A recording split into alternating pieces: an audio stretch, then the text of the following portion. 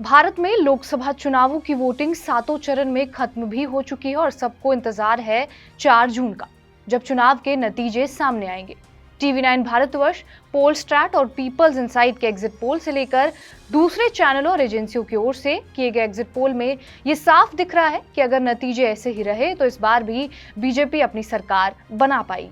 ऐसे में इंतजार काउंटिंग का है, जब स्ट्रांग रूम में बंद ईवीएम्स को बाहर निकाला जाएगा और वोटों की गिनती शुरू की जाएगी। ऐसे में काउंटिंग के दौरान हॉल में कुछ गड़बड़ी ना हो, और अगर काउंटिंग क्षेत्र के आसपास कोई गड़बड़ी दिखे तो इसको लेकर क्या नियम कानून है, इस वीडियो में हम आपको यही बताएंगे। नमस्कार, मेरा नाम है रिया शर्मा और आप देख रहे हैं टीवी9 डिजिटल। लोकसभा चुनाव को निष्पक्ष तरीके से संपन्न कराने के लिए चुनाव आयोग ने कंट्रोल रूम स्थापित किया है। अगर आपको काउंटिंग के दौरान किसी भी समय ऐसा लगता है कि वोटों की गिनती में कोई गड़बड़ी हुई है तो आप इसके खिलाफ रिटर्निंग ऑफिसर से शिकायत कर सकते हैं। अगर रिटर्निंग ऑफिसर आपकी शिकायत के खिलाफ कोई एक्शन नहीं लेते हैं तो आप जिला निर्वाचन अधिकारी के पास भी शिकायत कर सकते हैं। इसके अलावा चुनाव आयोग का हेल्पलाइन नंबर तो है ही, आप इसके लिए चुनाव आयोग की मेल complaints.eci.gov.in पर भी मेल कर सकते हैं और टोल फ्री नंबर 2305-222-0, 2305-222-1 इन दोनों नंबर्स पर भी आप संपर्क करके अपनी शिकायत दर्ज करवा सकते हैं। हालांकि अगर किसी केंद्र पर वोटिंग मशीन बदलने या उसमें छेड़छाड़ की शिकायत मिलती भी है तो काउंटिंग सेंटर में मौजूद रिटर्निंग ऑफिसर इसकी जांच करता है।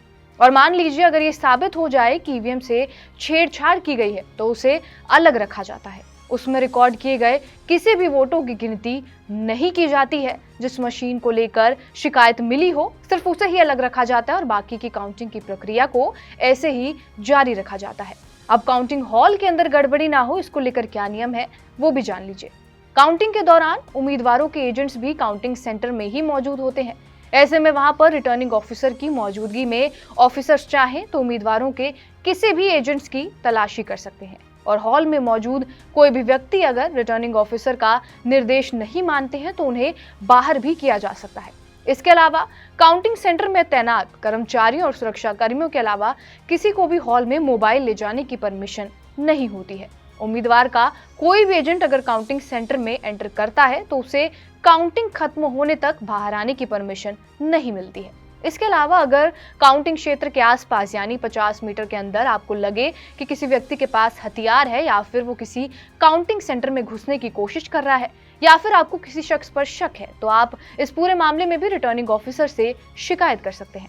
और अगर इस पूरी गड़बड़ी में दोषी करार किया जाता है तो रिप्रेजेंटेशन ऑफ पीपल्स एक्ट 1951 के तहत सेक्शन 136 के तहत काउंटिंग सेंटर पर गड़बड़ी करने वाले कर्मचारी और शख्स दोनों के लिए सजा का प्रावधान है।